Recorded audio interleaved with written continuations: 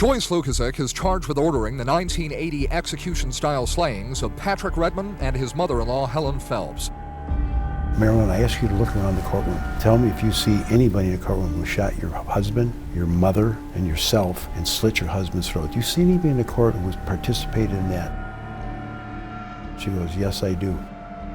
She was within 7 feet from the table and she pointed her finger at Bracey and she goes, he's right there. That jury came back with a verdict of death in 15 minutes. This is True Crime Arizona, an Arizona's Family Originals podcast.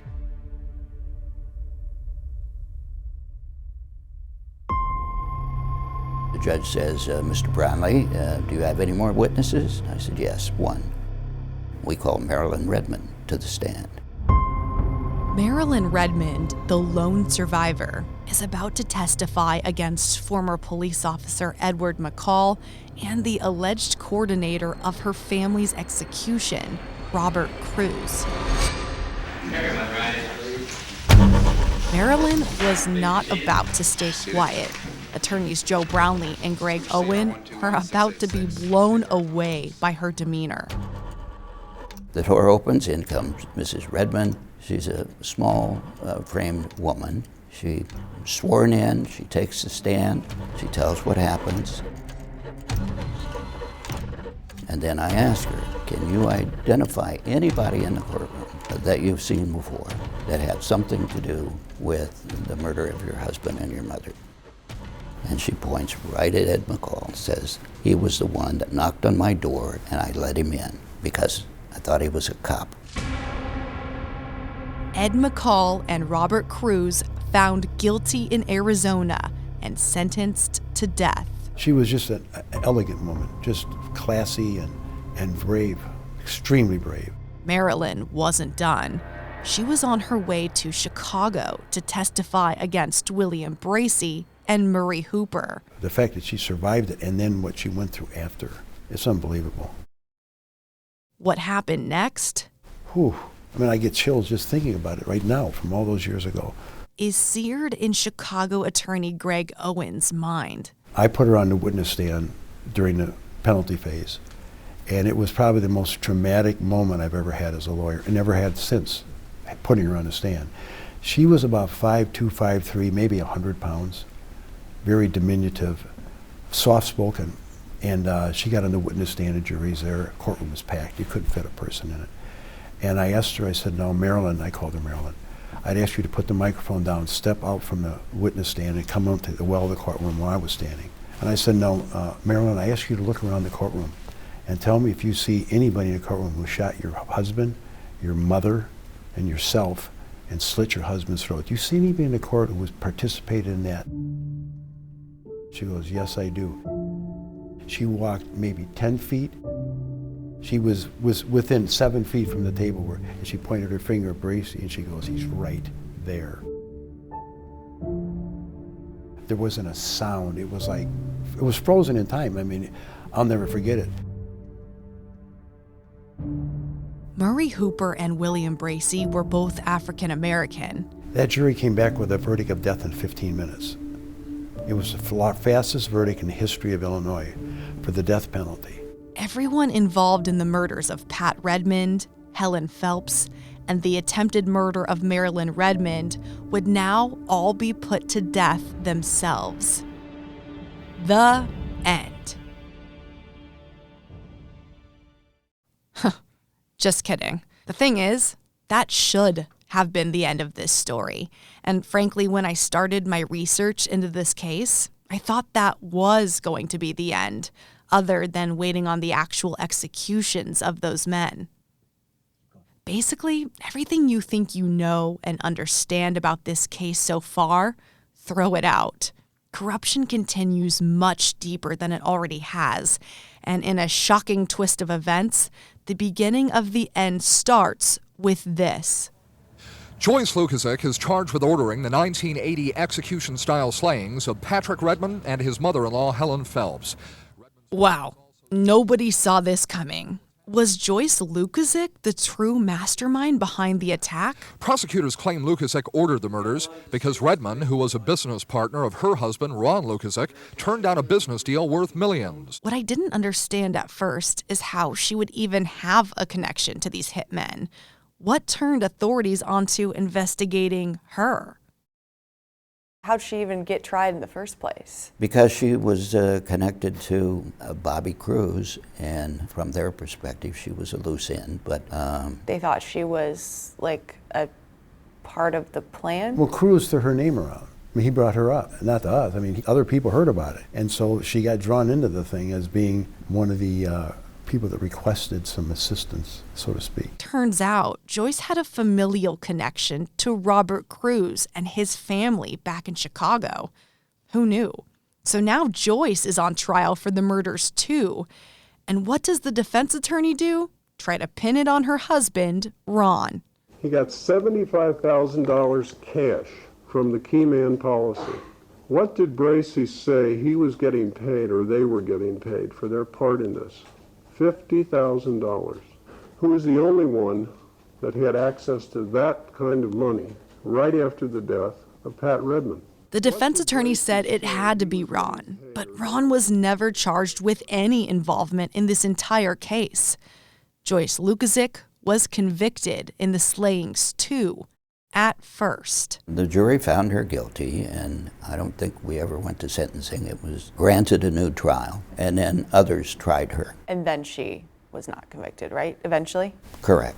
So first she was convicted, then she was not convicted. Just the same as Bobby Cruz. Right. The same as Bobby Cruz. Yep.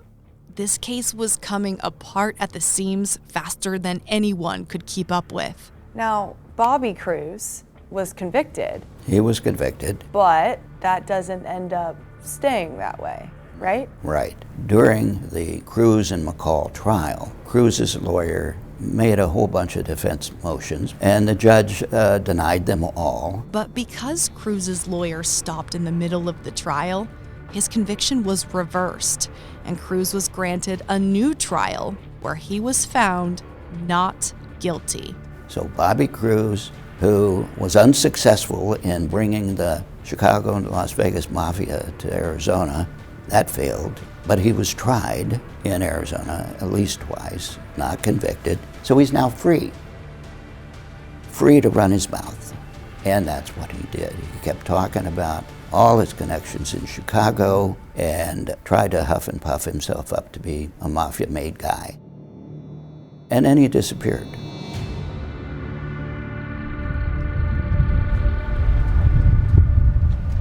A few years later, a contractor in rural Cook County decided to plow up some cornfields and put in a housing addition. And they plowed up Bobby Cruz's body. He had been restrained, tied up, shot in the back of his head, execution style, rolled up in a tarp and buried. We don't know who did the deed, but that was the end of Bobby Cruz. So now we have Edward McCall on death row in Arizona. Joyce Lukasik is first convicted, then set free.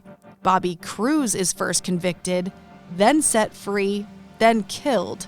And William Bracey and Murray Hooper are on death row in Chicago. It's all pretty crazy, but it seems like finally this case has some resolve and maybe an ending. Something was still bothering Joe Brownlee, though. He wanted to prosecute and sentence Murray Hooper and William Bracey to Arizona's death row, not just Illinois. I get pushback. Why? Money. They've been convicted, they're on death row in Illinois. Why are you doing this? There's no reason to do it. Nothing can be gained by doing another trial. And just because they're on death row in Illinois, who knows what can happen in the future. Joe got his way. Number CR 121686, State of Arizona versus Murray Hooper and William Bracey. What is your true name, sir? Murray Hooper. Sir, what is your true name? William Bracey. Been charged by indictment by the Maricopa County Grand Jury with count 1, conspiracy to commit first-degree murder, class 1 felony. In count 2, you are charged with the crime of first-degree murder, a class 1 felony. In count 3, you're charged with the crime of first-degree murder, a class 1 felony. In count 4, you're charged with attempted murder in the first degree, a class 2 felony, and dangerous offense. In counts 5, 6, and 7, you are each charged with crimes of kidnapping, each a class 2 dangerous nature felony. Joe Brownlee isn't a fortune teller, but something in him said we've got to sentence these guys to death in Arizona too. This entire case revolves around corruption, and that was about to go all the way up through the highest rankings of government, making Joe Brownlee's hunch an absolute game changer.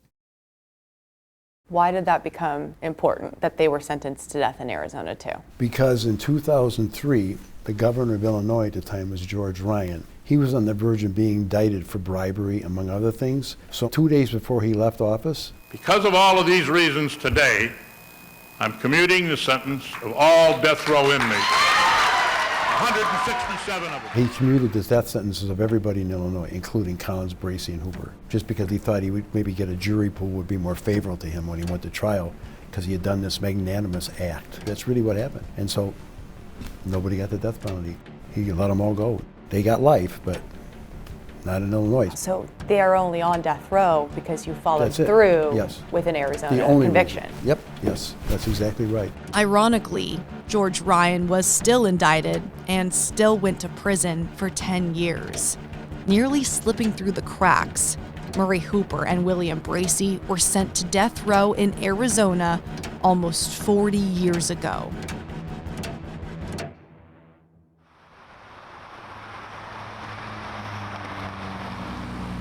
A lot has changed since then.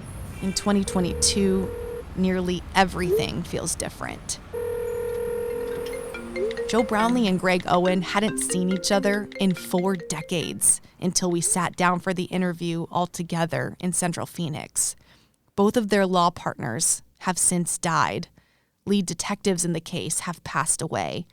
Ed McCall and William Bracey both died on death row before their executions could ever be carried out. 2 major players are still alive, though. After everything she's lived through, Marilyn Redmond is still alive. So is the last hitman, Murray Hooper. He's been sitting on Arizona's death row since the 80s. Arizona temporarily suspended executions since 2014, but this year, 2022, they resumed. On October 12th, the Arizona Supreme Court ruled the last hitman, Murray Hooper, would take his last breath on November 16th, 2022. Is that kind of the last chapter of this case? Is that the final action that closes it? I believe so. Yeah, I do too. Yeah. Yep. Justice is being served, even though it's been 40-some years later.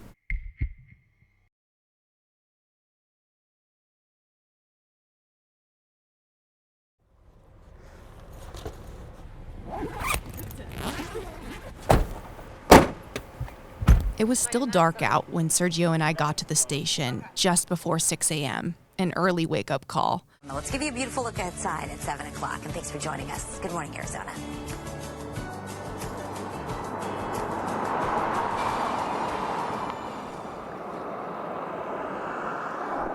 The prison in Florence is about an hour from Central Phoenix, and on execution day, they require us to be there by 8 a.m.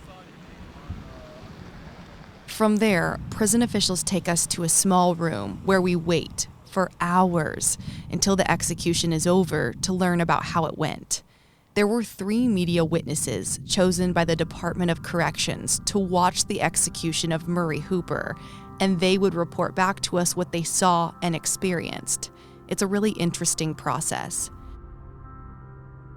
I was not chosen as a media witness, so I waited in the room.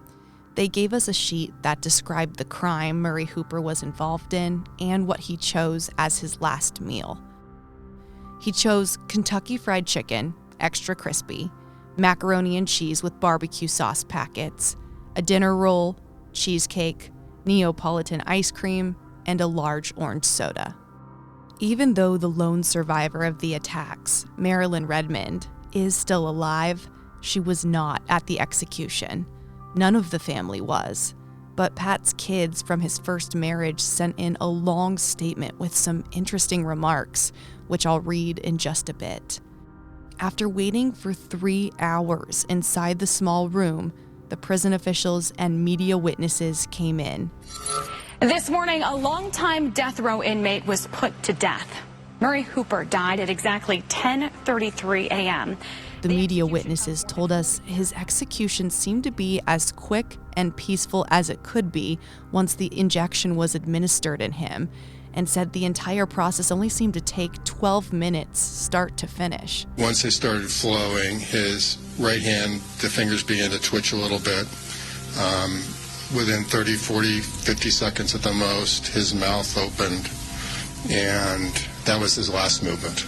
I was interested to know what his demeanor was like, and all 3 media witnesses agreed. He didn't seem scared at all, was laughing at times, and was almost mocking the process, making faces when his death warrant was read.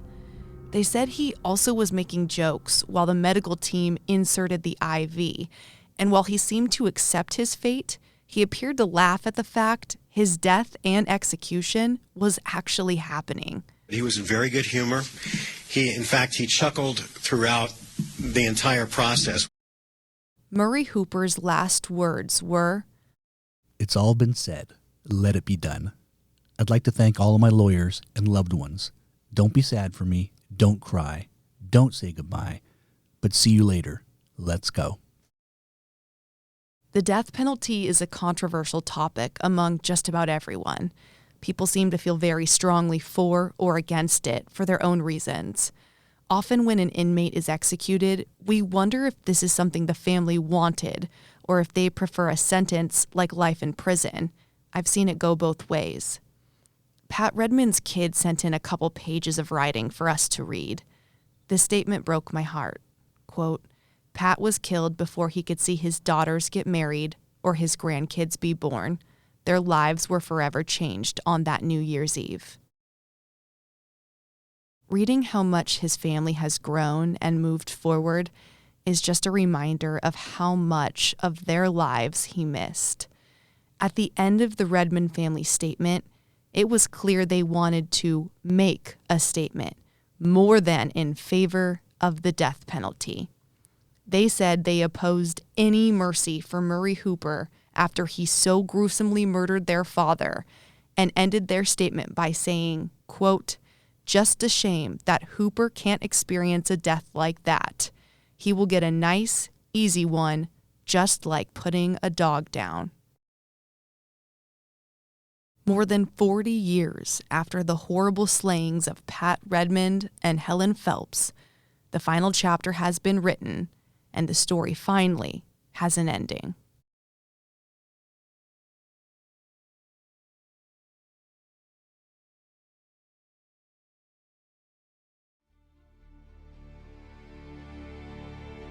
Coming up on True Crime Arizona, an exclusive and tell-all episode on Sammy the Bull himself. He sat down with us for hours and revealed much more about how he rose to power to become one of the most famous and prolific mob hitmen in history, the deep mafia inner workings, and secret conversations with the government, including about the JFK assassination. True Crime Arizona, the podcast, is hosted by me, Brianna Whitney, and produced by Sergio Hernandez. It's a production of Arizona's Family, 3TV, CBS 5, and azfamily.com in Phoenix, Arizona. This is True Crime Arizona, an Arizona's Family Originals podcast.